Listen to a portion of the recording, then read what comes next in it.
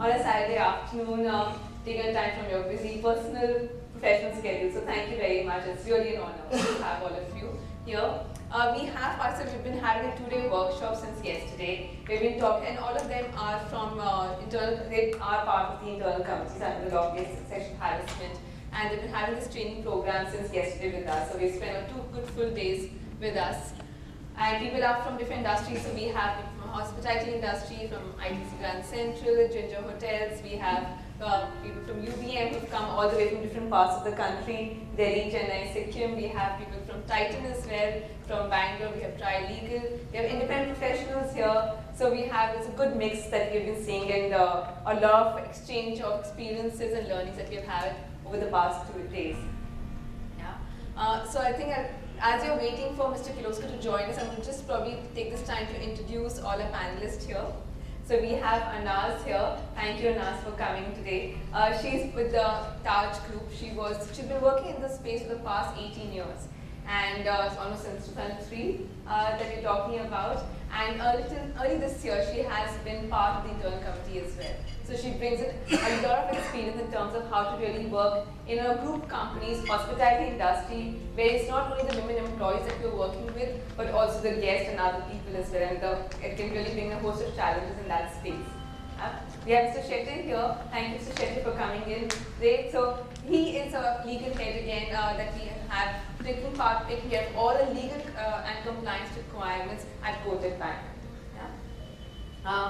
यहाँ परवेज सर हैं हमारे साथ जो क्राइम्स अगेंस्ट वुमेन में काम करते हैं ये पिछले 4 साल से कर रहे हैं क्राइम्स अगेंस्ट वुमेन के वैसे 30 साल हो गए हैं मुंबई पुलिस के अंदर 38 इयर्स हो गए हैं मुंबई पुलिस के साथ तो 4 साल से ये इस एरिया में काम कर रहे हैं डाउरी एक्ट को लेके rapes sexual harassment personal life में और वर्क प्लेस पे भी तो हमें काफ़ी इन्फॉर्मेशन आज मिलेगा कैसे करना अगर जब पुलिस के पास जाते हैं क्या एविडेंस चाहिए क्या इन्फॉर्मेशन चाहिए वो हमारे लिए काफ़ी फायदेमंद रहेगा we have Preeta here So Professor Preeta is a professor at IIT Bombay. She's ex-convener of the internal committee.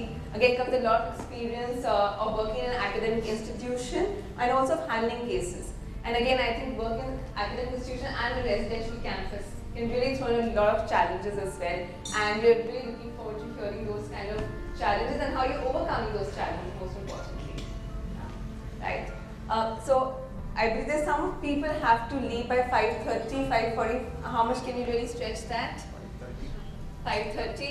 Because some people have a flight to catch. So I guess you're going to just start with the session and then probably just pause and Mr. Kirloskar coming just to probably introduce him to all of you. Is that okay? Yeah? All right. Industries. Just really look at how they are implementing with the law. Am I audible? Yeah? Okay. So how everyone is really implementing the law and different industries as well. What are some of the awareness initiatives that everyone has taken in this space? If there are complaints coming in, are there some kind of service rules that are being followed, some kind of guidelines that's really guiding them in implementing this law? When complaints are coming in, how are they being handled? Are there some kind of specific challenges that you've been noticing as well? Alright, and also in terms of statutory reporting, how does that really happen? Especially with the group companies as well.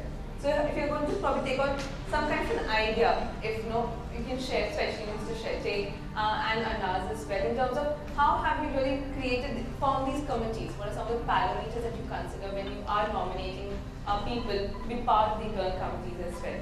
What are some of the things that you're looking for? Hello. Kotak Bank is correct. It is part of a very large unity.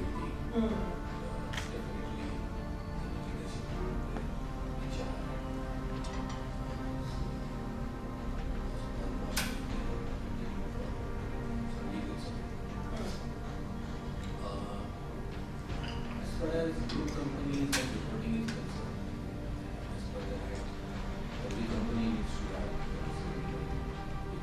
every company has to have a committee. Right. So we strictly follow the act. Okay.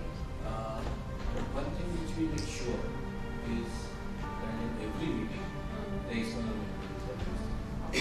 And we ensure that the external member is either related to the cause of the social right. field or a lot of advocates are also ensuring a lot of social causes. Right. So we have finalized for all our poor persons across the country. Right. So these type of the person comes with a good legal experience also, Sure. and also with the social background, so they know the grassroots problems and they are able to understand the psychology behind it. Right. Right. There Absolutely. are a lot of things which come into play Right, during right. the requirements. Yes.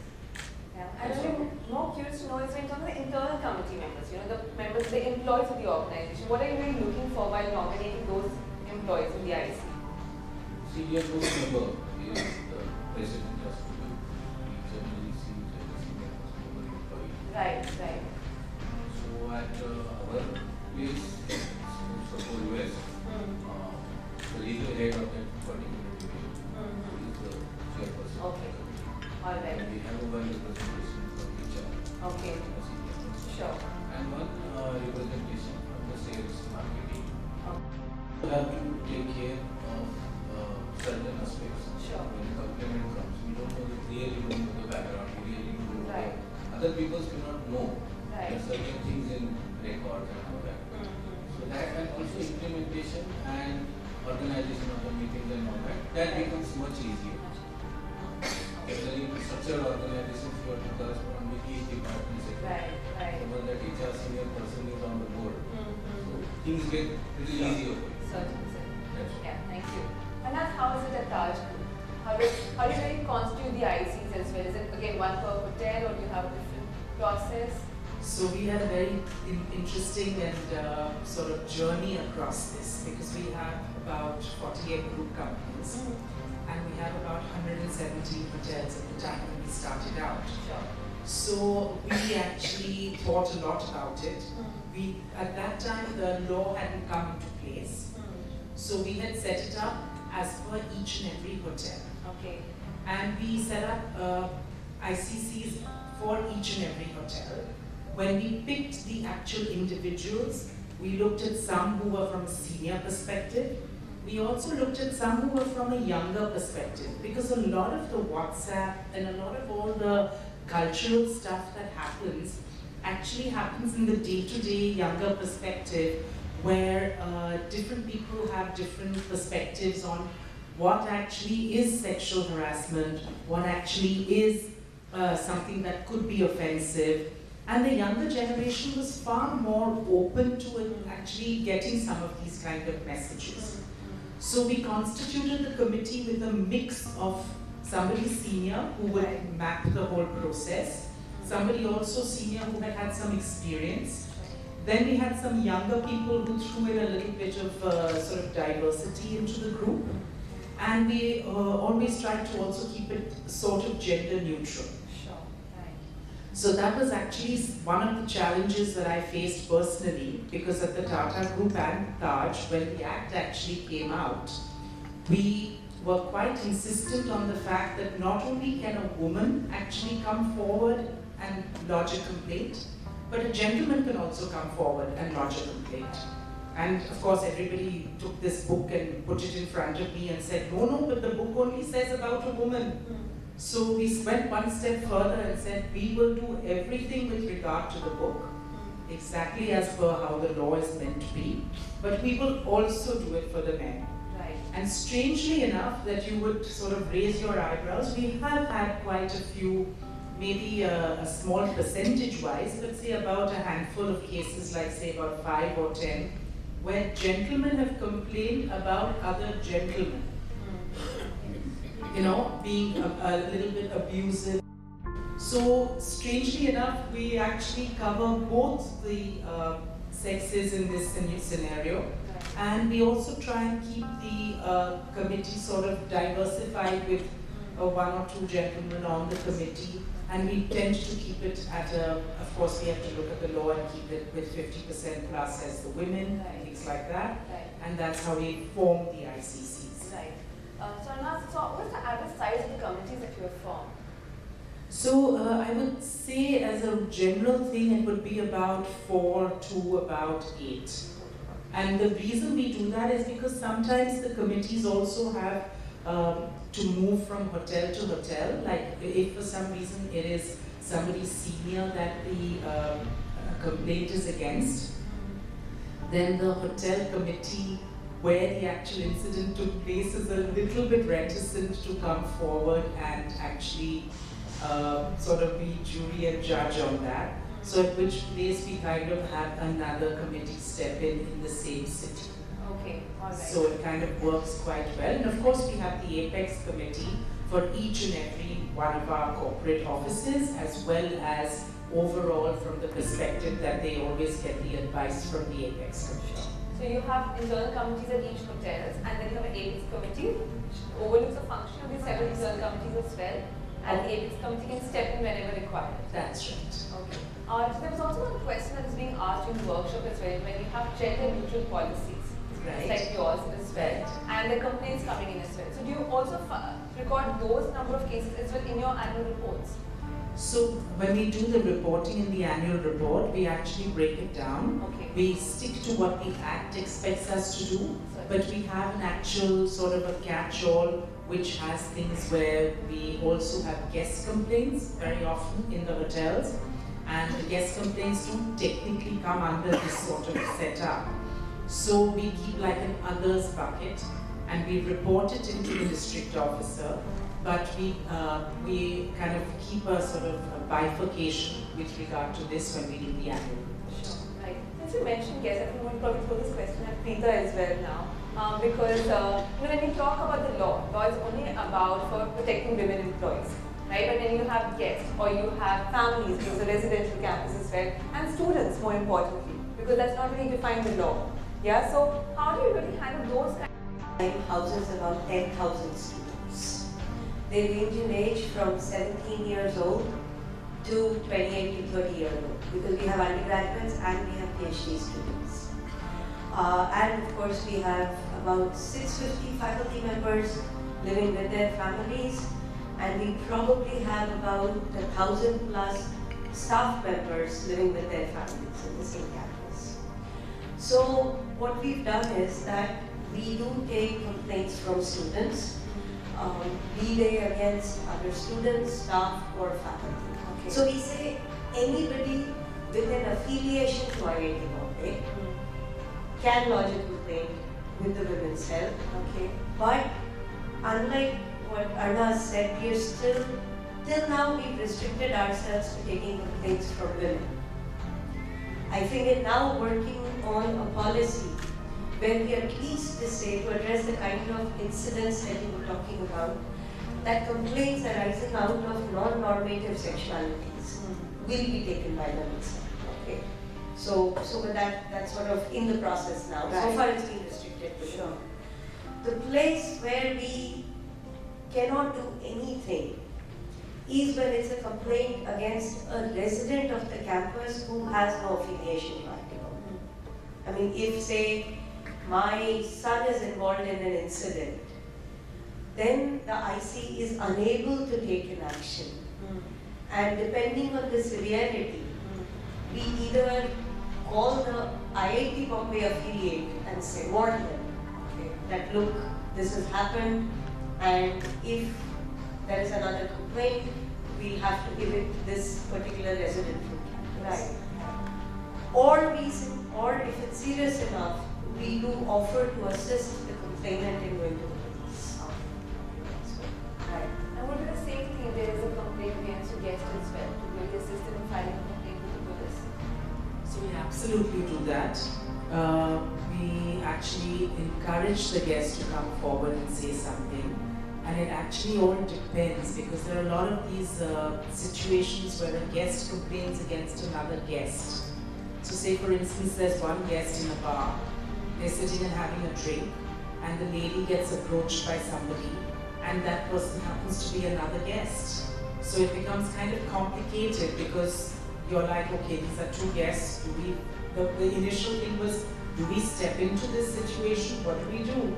But of course, being a Tata company and being the fact that we want to be ethically absolutely correct, and we want to also encourage that this kind of behavior gets discouraged, we actually have helped quite a few women to go to the police station. We actually send somebody like a security manager with the so she feels a little bit comfortable and not intimidated. And very often they are foreigners, so they don't speak the language, so then we need somebody who will translate everything for them, who will check what they're writing before they file any kind of written document or paper. So we are actually quite forward thinking in the perspective that it should be reported. Very often we have guests who complain to us, but then don't want to go to the police, which is where we've had a little bit of a problem. They're happy to talk to the consulates, they're happy to talk to the hotel, but they're not happy to go into a police station and talk to the police. And when it's somebody that we do not have control over, because it's another guest, it becomes very difficult then to take action. So then that sort of grey area pops in as to where do we go when it's a guest to a guest complaint. Of course, if it's a guest to a employee complaint, then we immediately take action, you know. Right. When there is a guest to guest complaint, how have you been handling that in the past? How have you been navigating through these challenges? So we actually sit down with the guest. We say that we have a zero tolerance policy. We sort of encourage the guest to come forward and state it. We say that we will look after you when you go into the police station. We will have somebody accompany you if you want that to happen. We kind of lay out the process of the law and sort of nudge them in the direction if they want to make a complaint. Of course, it's entirely up to them. There's no, and we make that very clear to them. We say that it will help society at an overall, and it will send out a strong message that this sort of behavior is not acceptable. Right. You know? Yeah. तो Parvez sir जैसे हमें कह रहे हैं कि अगर कोई भी से कंप्लेंट आता है, किसी गेस्ट के खिलाफ आता है या फैमिली के खिलाफ आता है, तो पुलिस में जाना पड़ता है क्योंकि इंटरनल कमेटी देख नहीं सकता है, इसमें जांच नहीं कर सकता है। तो जब हम कोई भी ऑर्गेनाइजेशन या कोई ऐसे इंडिविजुअल पुलिस के पास आ रहा है कंप्लेंट करने के लिए सेक्सुअल हैरेसमेंट जो काम की जगह पे हुआ हो, तो उनको क्या चीज़ें पता होनी चाहिए कि पुलिस के पास जाए, क्या एविडेंस लेके जाना चाहिए, क्या इन्फॉर्मेशन लेके जाना चाहिए जो उनके लिए अच्छा रहेगा? हेलो, देखिए पहले बात तो ये है कि जो लेडीज है, जो पीड़ित है, उसको ये ध्यान रखना चाहिए कि मैं जो कंप्लेंट कर रही हूँ वो जितना हो सके मेरे लिए वो पॉजिटिव हो जाए, मतलब मेरे लिए आगे के फर्दर इन्वेस्टिगेशन में जो भी चीज़ हुई है, ये ज़रूरी है कि सिर्फ लेडीज जो कंप्लेंट करती है उसी को as per supreme court guidelines उसी को माना जाएगा। फिर भी आगे के जो FIR लॉन्च होने के बाद में जो भी आगे की जो डायरीज है, केस डायरीज है, जो आगे चार्जशीट फाइल है, उसमें कुछ ना कुछ तो थोड़ा एविडेंस कि मतलब वो पीड़ित लड़की ने रखना चाहिए अपने पास कि जैसे उसने कुछ किया है या कुछ उसके साथ हुआ है, तो जैसे मुझे फिजिकली रखना चाहिए।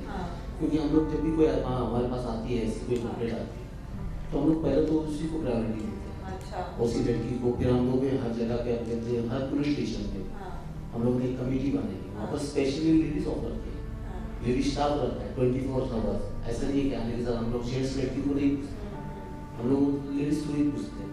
तो लेडीज को पहले उसको कॉन्फिडेंस में लेके उसको अच्छी तरह से प्यार से मतलब उसको बताइए, और ये जरूरी नहीं है कि वो लेडीज की आना ही चाहिए। उसके जरिए अगर आपकी कमेटी भी आती है तो हम लोगों का पहला फर्ज बनता है कि उसका FIR लॉन्च करें। FIR लॉन्च फर्स्ट, उसके बाद वो भी उस लड़की को कोई तकलीफ ना हो या उसको कोई मेंटल हेरासमेंट हो या बार बार पुलिस स्टेशन बहुत सारी चेंज हो गया पुलिस स्टेशन। देखिए FIR आराम से लॉन्च कर लेते हैं, एविडेंस नहीं होता है तो एविडेंस नहीं होगा तो हम लोग FIR How has experience been Taj and IMG? You have to assist okay, that's a good thing. Luckily for us, we not actually had to follow. Okay, so yeah. But I can think of one instance that had happened initially, which the police were extremely helpful, and I do remember that the lady actually came forward and she said, this happened to me. I was at a bar, I was chatting with somebody. Subsequently, we decided, this was really an awkward sort of situation. She said, I decided to sort of have the gentleman visit my room, and we were just chatting and we were completely having a friendly conversation.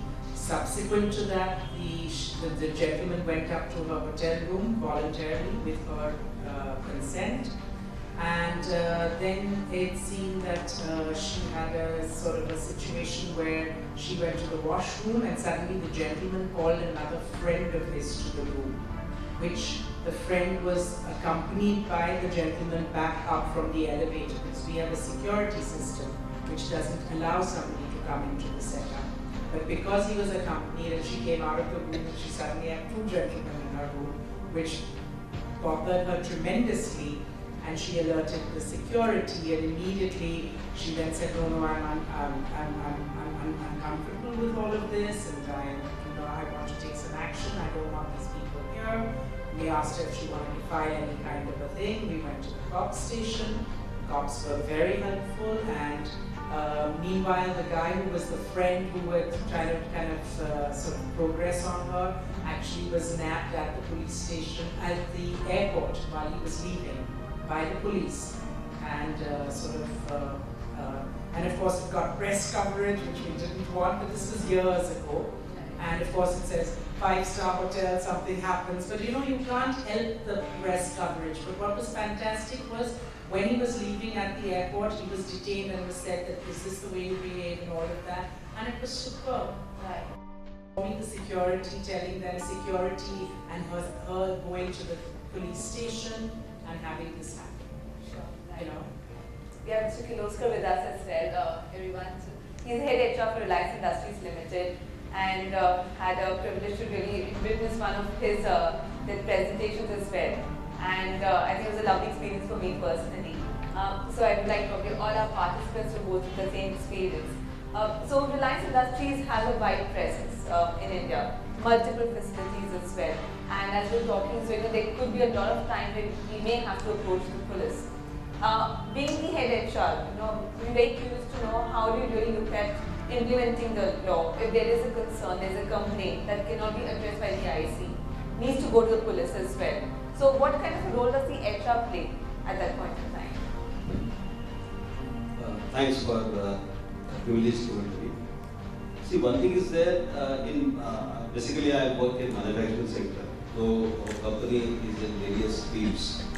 I would like to more consider manufacturing. See, we have got many 7 plants, rather 7 sites. And after inducting Geo in our company, a lot of this diversity has happened. Now our female employee ratio is more than 30%. So definitely, though we had that particular law and that, well before that we had implemented this particularly at our sites. Basically, I would like to share the example what we have faced in that though we didn't have any committee, our HR officers are given the guidelines. But everybody must have known that we have an Employment Model Standing Order Act.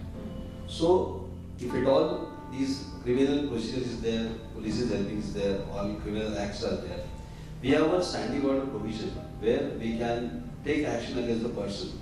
Provided the point is, besides IC, internal committee is one, that post committee is there. But besides any lady employee, complaints against any male employee about any misconduct and all that, he is given a charge sheet. And now how we conducted inquiry proceeding, I don't have to again explain. I don't know whether the part of answer you would like to please tell me, so that procedure also can be explained. But one thing we would like to explain that 7 sites has got a separate committees. Those committee members are given quarterly training that how to handle such complaints getting from that. And whenever there is a whistleblower policy, our employees are, committee also says that we have a whistleblower policy that if something goes wrong, don't wait for the complaint. Immediately note down and your name will be anonymous. So that gives confidence for people that yes, we'll have to raise an alarm. So that particular things that help. Actually, last 4 or 5 years, we have displayed this whistleblower policy to the employees. So if the employees are telling us that something is going on. Over and above, as you know that we cannot have a CCTV cameras in the office. It's not a proper way to, ethically it's not there. So that's why, though this particular research policy has given us a confidence that nothing is happening. People are like that, people come from all the corners of the world. They have their own fashion, as Madam said, that people may behave in their own fashion. But one thing we have observed, when we are very particular in discipline and rather what means is that we take immediate action. We don't give any chance a person to go away. within 24 hours we immediately have a meeting. It's not a question of that. And we have handled so many cases. The case either the female employee takes back the complaint under pressure or the person goes home. We do proper inquiry and all that. Of course, not if the person doesn't go home. Not only that's not the only purpose of that, but it's a question of example to the people and be a level in the company. I have seen the examples that highest level of the officer, highest level of the commanding officer, very talented officer, he had to leave the place and go. Right. And that's we maintain because it's a question of a diversity importance to the people, number one.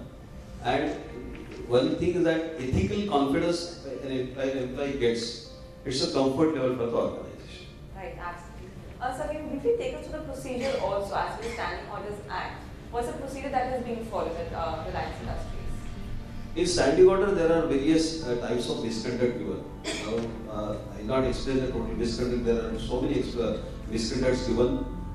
Depending on the complaint we receive, see there are a lot of things in the standing order. Every organization can have a certified standing order which is own, where misconducts can be further explained, commensurate with the conditions in the employment.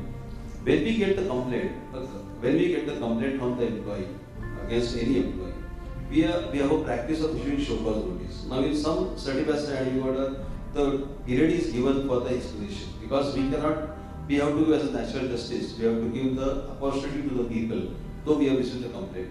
After giving a show cause notice, either 48 hours or 7 days, whatever it may be, we need to wait for the explanation. After getting explanation, we again examine the explanation, examine the complaint, we discuss with the employee, and then we issue the charge sheet. I'm strictly on the model standing order provisions. This is not a part of IC.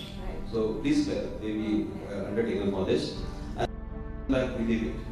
But in this particular case, the employee was dismissed in the service and he went away. So the procedure, it took around 1.5 months because it depends on the witnesses, availability of witnesses, the procedures and all that. Then, of course, as per the model standing order, we have to give the findings, copy of the findings to the delinquent worker. That finding also was given. He was given again a chance to again present himself because we wanted to say that let him be under procedure. As in industrialist we always say that long rope can be given to the person. At the end of the rope, he can hang himself. So that was a part of the long rope, and he was given. See, I don't want to say that I will hang you. So let you be hang yourself, because we are not the authority to hang you. So it's a lighter way, not specifically hang.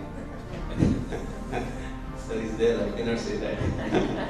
So it's a way of presenting that when we are giving a copy of the findings report, because the inquiry officer is not saying that you give this particular punishment. He is required to say that whether charges are leveled or not.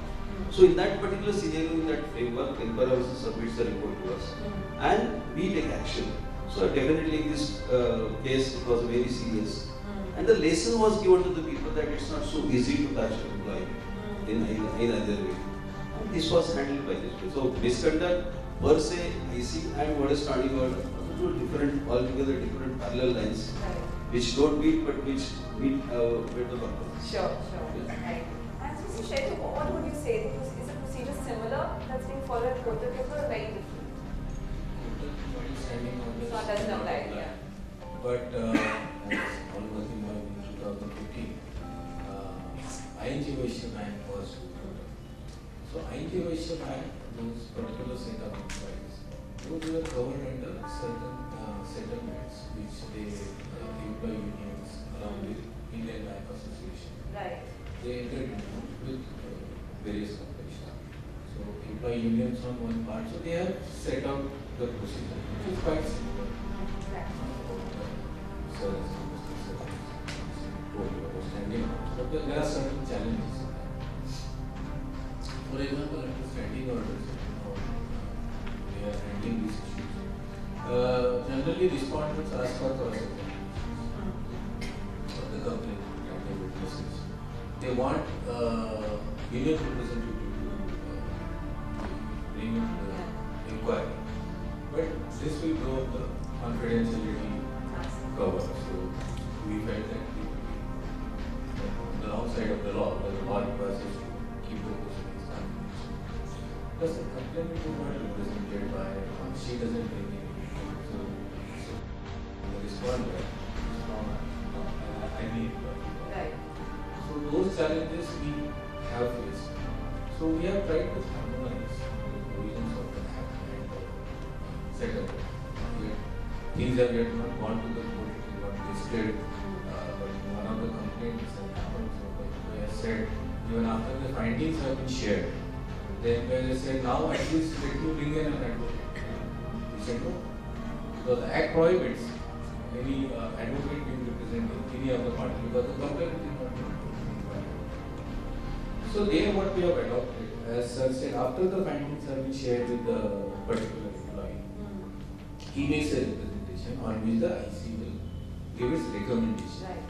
Those recommendations will go to the, for particularly that employee will go to the disciplinary authority.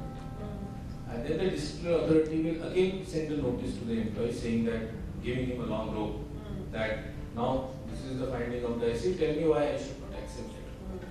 He gives a representation.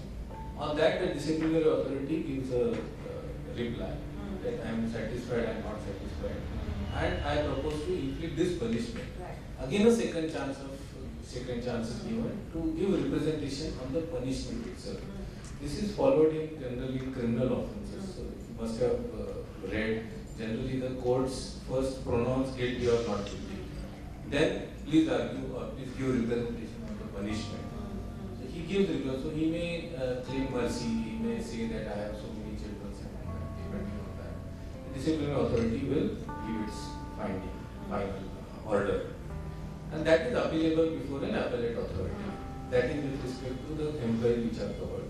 So everywhere I have keep on going through a lot of judgments. This is generally a trend of respondents to challenge the finding of an IC or an inquiry on the ground that these were the rules applicable to me. They are not followed. But I have seen more and more high courts have gone into the aspect. See, the Act requires you to follow principles of natural justice. There are only two principles of natural justice. One is against bias. You should not be any bias. Two, you have to give fair opportunity of representing his case. Now, principles of natural justice are liquid. You have to mold them as per the facts of each case, circumstances of each case. That is how High Court has seen. So even a right of cross-examination, High Court has said it's absolutely not a sine qua non of any inquiry. It's not absolutely necessary. So if the circumstances do exist that a respondent wants to say persuade the complainant from not coming because he will put some questions to her which IC may not be able to control it, and she is already under a tremendous trauma. So why not give a woman employee, which is a friend of that fellow, to put questions to the complainant? But which I would, in today's situation, I would not even allow any friend to come in. Because then again that will blow my confidentiality cover. So here that's why we have taken a view. We will harmonize both the provisions of the Act and the standing orders if applicable. And ultimately we will show to the court that fair opportunity has been granted to him and we have completed the inquiry following the principles of justice. And in most cases I have seen if this is what IC has followed, the courts have upheld. Or although there is some deviation they have found in the procedure followed, they have not entertained any objection. Right. This was. So now, sir, as you talked, there were a lot of things that were standing out to me, but I think one thing also that we need to talk about is confidentiality as well. Because a lot of time we talk about it, whenever there is a case that it needs to be kept confidential, but somehow the word does get out. It is to that extent that we don't even have a stay home. Our president keeps the notes of the So they like the minutes of all the meetings? Yeah. Yeah, it's the same with the past. And how is it at Reliance, sir? It's very painful for the president, but It's IC committee, yes, definitely not this outsiders are not allowed. Sir said that the president or the convener of the meeting will be taking the notes, no doubt about it. But I just want to, as one good thing, he has noted on confidence. So whenever the inquiry is there, Now the employee is able to get the witnesses. You have to help in this situation. And as one good thing sir has pointed out, the union. Now what I have seen over a large, we have conducted so many inquiries. Other than this particular case, I have not seen any union representatives coming up to represent himself. Maybe I don't know the involvement in our company, or they have their own culture. But maybe other companies, other establishments, I also have a fear that I be marked as a red, that I am also accompanying him in this particular thing. Right. So whenever such inquiries are there, we give as a national justice, we give a positive, whether you want to appoint anybody. But in this thing, he was learned employee, frankly. He was a very educated employee. He said that I don't want to be exposed to my friends for this. So in camera also we asked that I am your friend as a senior HR. Yeah. I said that I don't want to say that though you have done something, you want any help, because I don't want to say that merely she has complained, she has witnesses, I have not seen. Let it come on the record. He upfront said, no, I will present myself. So confidently per se, yes, it is maintained in IC committee itself. Well, before taking action, nobody will come to know. We always say that yes, there has to be threat to the employee. When we take action, we have to advertise and all that. But in such cases, we keep confident because it's a question of the credibility of that woman also. So definitely, we, as a Reliance, we take action. It's not publicized that we have taken action on the employee and his part. But definitely, inquiries happen. People come to know because he's attending inquiries. The witnesses are coming. There are unofficial discussion on the shop floor. Those who are not authenticated by any management representative. But IC definitely a confidence maintained. Strict confidence. So how are you managing to do that also, to hold on confidentiality? What are some of the ways that you are holding on to this confidentiality? If you could just share with us some of the techniques, strategies to be able to do that while inquiries going on. It's very difficult because the meetings are held on periodic basis. Those are known to the people because suppose in one of the departments, ex-person is IC member and he attends a meeting, he shares with the people that yes, I have attended a meeting. That we cannot really hide. Okay, that we cannot. But one thing is that whenever investigations are there, the thing will be discussed in the IC, but the investigation committee will be very limited.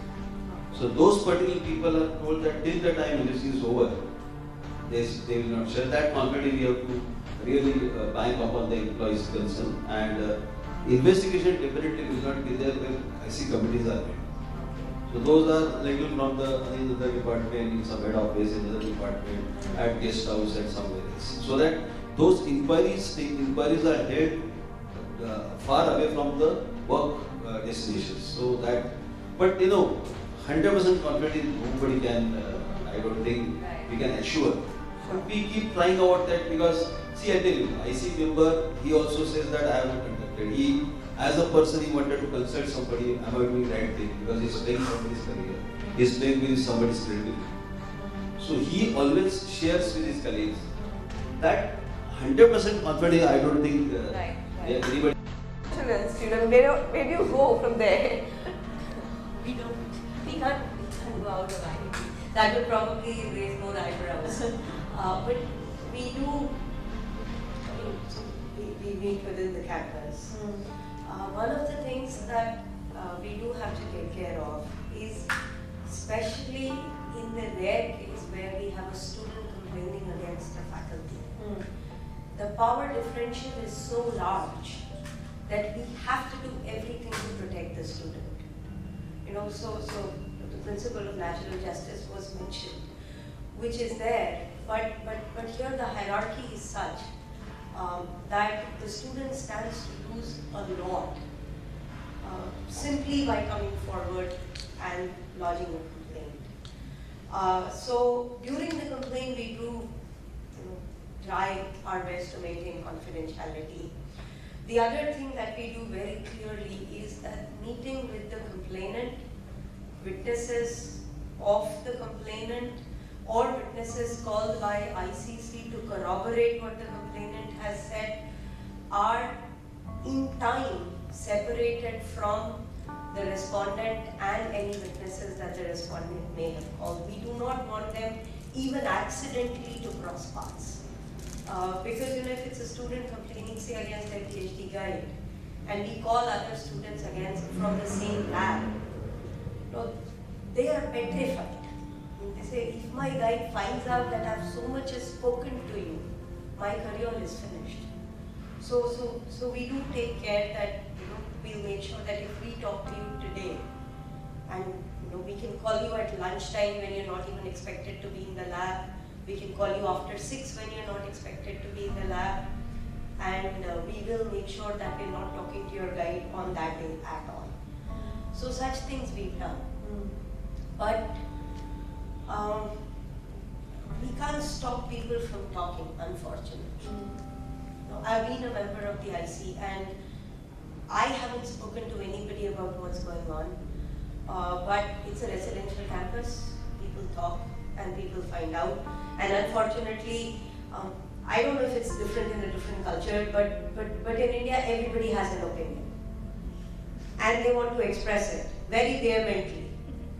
And whatever they know is stated as facts. This happened. And they have very strong opinions on how that should be handled. They have strong opinions on how the case should proceed. And you just deal with it. Luckily, this is not a trial by vote. It is an inquiry by a closed committee, and the committee comes up with a judgment: guilty, not guilty, partially guilty, and so on. So you can't fight. And I haven't yet gone into Facebook and things like that. I want to come back to media also, but I think but I think I'm more curious to know as well, because it seems that the law in itself is not enough. It seems like it needs more support from other laws and other policies as well. So if you were to probably talk from the legal lens, are there other policies of the organizations that can probably support, like having a policy against breach of confidentiality, or some any other policy that would probably support this law and its implementation also? So let's started with whistleblower platform. Yes, whistleblower is one, yes. So we also at Kotak have whistleblower platform, but it is outsourced. So it's not that anybody in the company manages that platform, it's an outside agency. And that agency had been given a mandate by the higher most management that even the agency will not disclose the names of the whistleblowers of the company. Okay. So even RBI has mandated every company or all banks, we have the harshest regulator in this country. So which we keep on receiving some 6 to 7 circulars every day. So we have this compliance department to comply with RBI. So one of the things is to prevent frauds. Right. We should have this type of platforms. Secondly, about awareness campaigns, obviously, you come to any branch, you will definitely find a poster creating that kind of awareness. So even customers walking, we are able to see. Thirdly, according to me, sexual harassment speaks more to power relations. Very famous statement. How to break the power relationships. So I was undergoing one training as ISB. So there a person from Coca-Cola came. This was 10-15 years ago. So the 360 process. So there is a 360 degree process every year. Coca-Cola used to follow. The person entering the reply is X. The person against whom the reply is entered is Y. And the HR will X. So that type of process, and it happens by rule every year. The moment you give platform to people, they will come forward and they will speak. Now the biggest challenge every company faces during the course of it. We have also implemented another agency, we have also appointed to contact people who are there. Take feedback from them. I was very skeptical when that proposal came to me. I said, why somebody has left the organization, why somebody will come and see? He said, no. As a pilot, we have run, say, on 50 people. Tremendous helpful power equation. Right.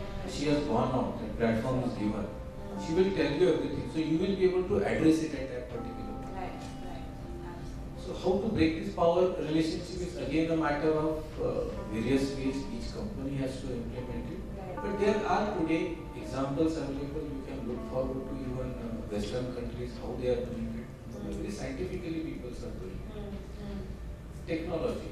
Right. Bring in technology, as I told you, anonymous companies, platforms, websites. You can have a window on your internal some micro page. You can have that kind of a platform. They are available to HR can give. Right. These are some of the policies. Absolutely. This is very important. And lastly, before I complete this, there has to be a scientific process for appraisals every year. A lot of complaints arise out of power equations created because of concentration of power in the hands of the supervisor to rate somebody some way or that. I would propose HR to take control of all that. So what is really left with the supervisor and the report team is to input their performances, and on that they can rate themselves, supervisor can rate but the final call has to be from HR, that has to go by a scientific.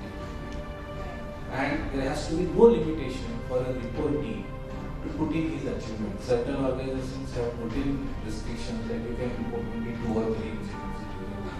But if he or she has certain other things to tell, that not unlimited, but more right should be given. Right. That is how you break the power relationships.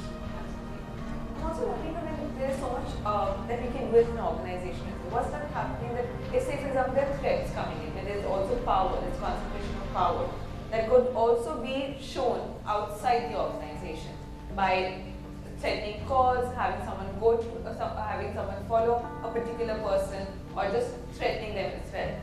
What kind of support do organizations offer when there are these threats coming in outside the workplace? We treat, even if the threats are coming after office hours, as a respect. Right, right. Because the relationship between the complainant and the respondent or the victim is arising out of your work relationship only. So threats made out on WhatsApp, Facebook, SMSs, calls. Sure. For example, we have corporate cards given to our employees. SIM cards are given by the company. Right. Bills are paid by the company. So you can easily make out if she is complaining that he has called me say 15 times in the night this time, we can just pull out from the accounts department his mobile phone bill.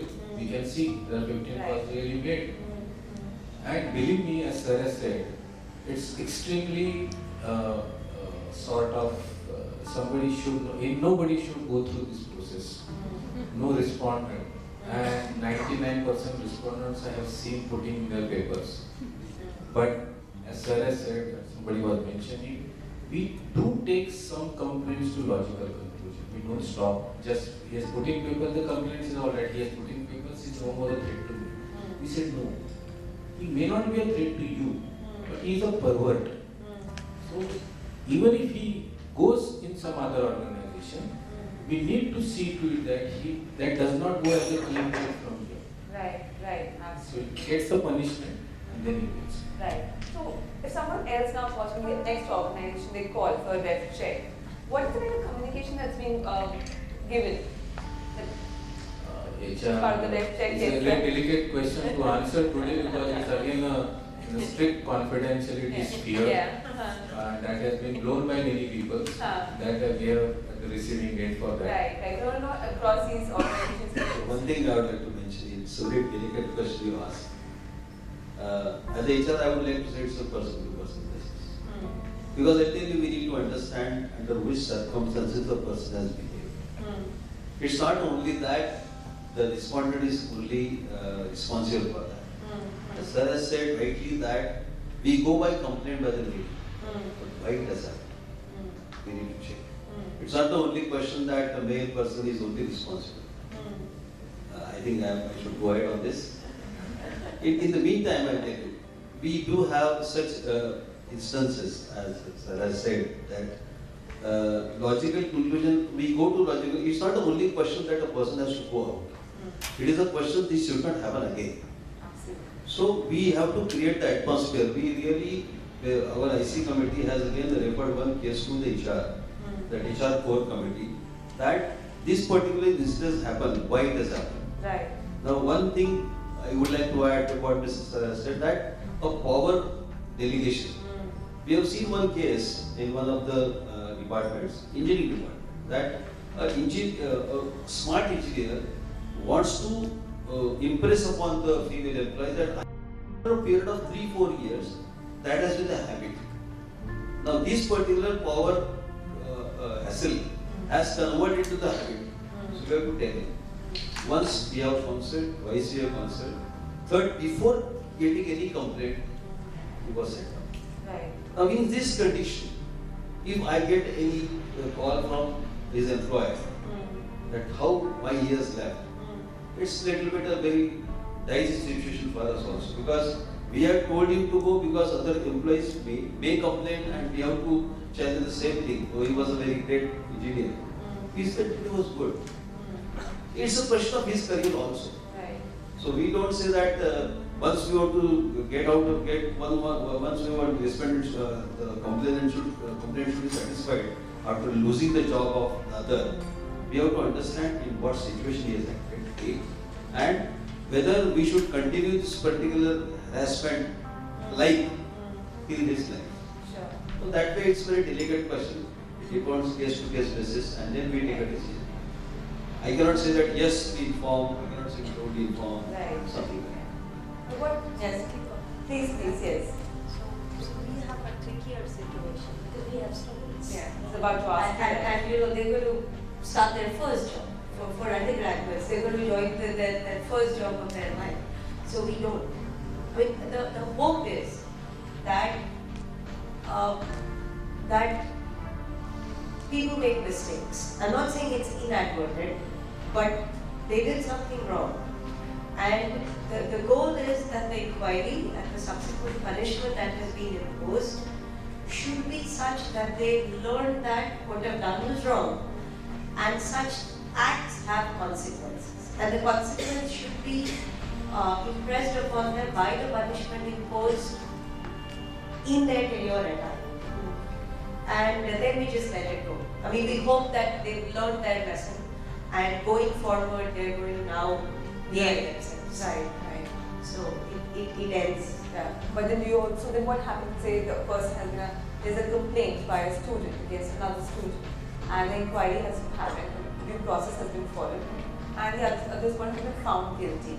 Then what is going to be the recommendation to be given? So that's what I'm saying, that in case of, so we would levy a punishment on the student, okay, and punishments have ranged from being suspended for say a year or over a year, like go away, Right. and then don't come back for a year because the person who complained was going to graduate in a year. So this incident was so serious that we didn't want the respondent on campus before this girl graduated. We said just leave.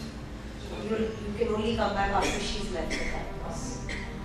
No mark of this incident that he carries. So it's done. Right, right. And how is it for the guests? I mean, is there like blacklisting of guests that happens if they've been found guilty, or what is some of the as an organization, what stand does it take? So just to give you a sort of instance on how this happens, and I'm just going to sort of break away from that point to kind of give you a little bit of context. We have a lot of spas in all our hotels. Invariably, the people who give the massages in the spa get sort of harassed by the guests.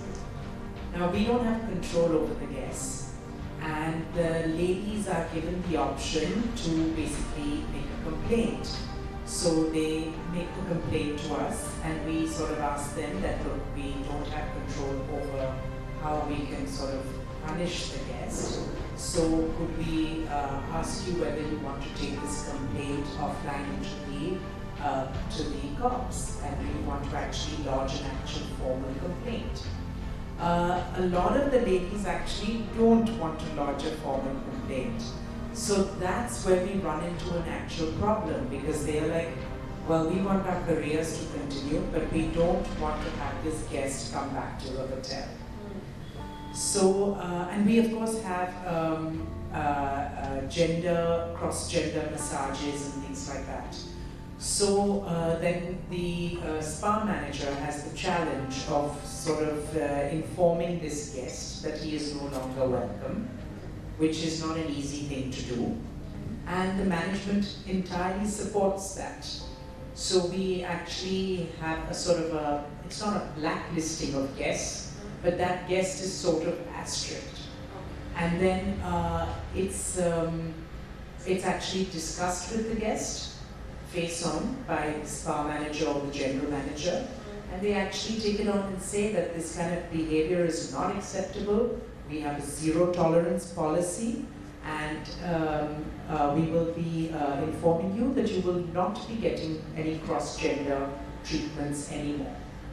So that's one way that we do it. Or sometimes we also, of course, look at the, if there's something like a repeat perspective, where it possibly has happened earlier and the girl has kept completely quiet, not come to anybody, and then it happens to a second girl, and when the second girl comes forward, the first girl comes forward to say, yes, it also happened to me. Right. At that time, we actually tell the guests that they're not welcome back in the spa. If it is something in a spa, of course, if it is otherwise, we do take action, and we definitely do take this forward and mention it to the guest. Right. It's not like the guest can just fall back into the woodwork and we will sort of, person in the HR department sign it, in addition to the IC members. And we have a lot of our executive committees and things like that, which may get to know instances that happen because of their seniority or because of the reason that we need to take action against someone. So they also go ahead and sign this undertaking, and we do that, and we are quite sort of particular about filing that and keeping that. And if for any reason we have to sort of get any kind of lawyer involved or anything involved, we ensure that anybody externally also signs it. One thing that is important for us to discuss as well, it's about appeal. You know, how many cases really go for appeal as well, and then what really happens post that? From your experience, it's an open question for everyone. It's very new. Okay, since 2013, this act has given.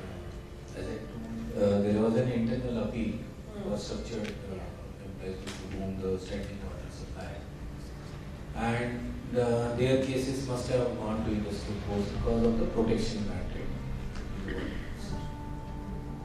But right now we are looking at not appeals, but a lot of petitions filed in various high courts, challenging the inquiry committee. And mostly those have come where the job is guaranteed. For example, public sector banks or government employees. But they have no option but to keep on appealing, go to the high court and get it set aside. So there are a lot of cries made about procedure, because on merits I have not seen high courts really interfering, because the issue is very delicate. Plus, a lot of high courts have gone in depth and discussed the entire act and that. But I have seen some weird judgments. I have brought with me today the recent judgment given by a single judge, Orissa. In this particular case, the respondent was also made a party to the writ petition. By the complainant was made a party. She did not appeal. It's a single judge of Allahabad High Court, which wanted to set aside the institute appealed before the division bench has set aside. But one particular observation. So keep in mind, the complainant is not before High Court. The judge says the court would not like to comment on the merits of the allegations made, but it would be apt to observe that immediately after the alleged incident occurred in October 2014, a protest ought to have been raised, lest it might lead to an inference of consent on the part of the complainant. The parties were in a delicate phase of their life and possibly may not have understood the consequences of their acts.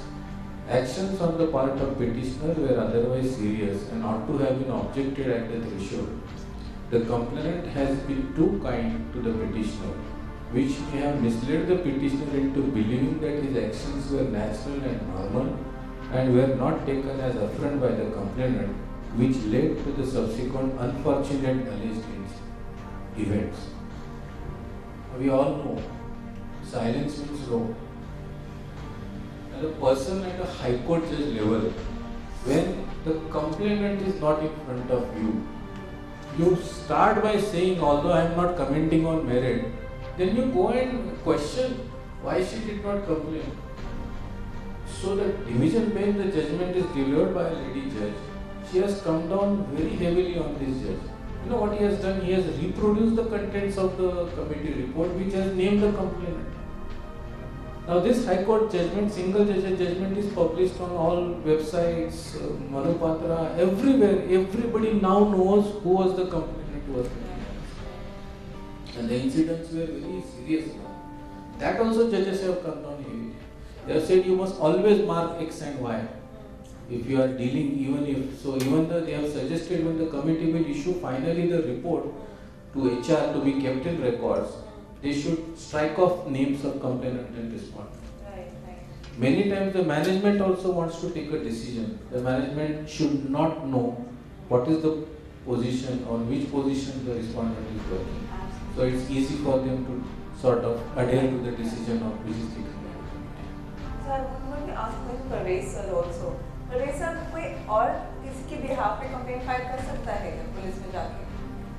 Complaint नहीं आते हैं police के पास? हाँ जरूर कर सकते हैं क्योंकि अपने प्रोविजन में है उसका। अगर वो लेडीज नहीं आ रही है, हाँ। उसके बिहार पे वो आपकी IC कमेटी हो या फिर उसका कोई फ्रेंड हो, हाँ। तो उसके बिहार पे वो आकर कंप्लेंट कर सकते हैं। तो बस आखिर में बोल सकती हूँ कि मेरी फ्रेंड को हैरेस किया गया है और मेरे को कंप्लेंट करना है। नहीं वो कंप्लेंट वो इन्फॉर्म करेगी। अच्छा। वो इन्फॉर्म करेगी आके हाँ। पुलिस स्टेशन में कि ऐसे से मेरी फ्रेंड को ये तकलीफ है। हाँ। जैसे भाई 6 महीने पहले मेरे पास आया। हाँ। वो जो लड़की थी उसको कुछ उसके फ्रेंड्स के पास कुछ उसको लड़के का नाम पता है, उसको अभी कस्टडी में लिया, उसके मोबाइल से उसके सब फोटो अच्छा। तो आप लोग ऐसे मदद करते हैं कि लेडी ऑफिसर घर जाके भी कंप्लेंट फाइल करते हैं? वो प्रोविजन है और वो वही नहीं वो अपने नेट पे भी कंप्लेंट कर सकते हैं। अच्छा। हम लोग की साइबर सेल में अच्छा। क्राइम अगेंस्ट वुमेन सेल की एक साइट है, वेबसाइट है, हाँ। उस पे भी आप कंप्लेंट कर सकते हैं। जरूरी नहीं कि चौकिया है, पुलिस स्टेशन में आके ही कंप्लेंट। हाँ। बस कोई सेक्सुअल हरासमेंट है मतलब ये हमारे काम के सिलसिले में हो या अदर कोई जगह की है, वो इंटरनेट पे भी कंप्लेंट कर सकते हैं। वेबसाइट है crime against women cell .com police. तो ऊपर जब कंप्लेंट करना होता है ऐसा कुछ होता है कि इन्फॉर्मेशन डालना ही पड़ता है जो जरूरी होता है कंप्लेंट करने के लिए? जैसे क्या अच्छा कंप्लेंट कैसे लिख सकता है कोई? मुझे जैसे आज जाके वेबसाइट पे कंप्लेंट करना है तो मेरी कंप्लेंट में क्या क्या इन्फॉर्मेशन होना चाहिए? हाँ उसकी कंप्लेंट की वो डिटेल लिखे कि मुझे ये कंप्लेंट है कि मुझे ये तकलीफ है। हाँ। जैसे कि फॉर एग्जांपल किसी कॉर्पोरेट सेक्टर में है या फिर उसके नजदीक के मामले में है, तो उसकी जो भी कंप्लेंट है वो वहाँ पर वेबसाइट पे डाल सकते हैं। मैं अगर बोलूँ मुझे एक्स कंपनी में मैं काम करती हूँ तो फिर कॉन्फिडेंशियलिटी का क्या होता है जब कंपनी का जो नाम आ जाता है?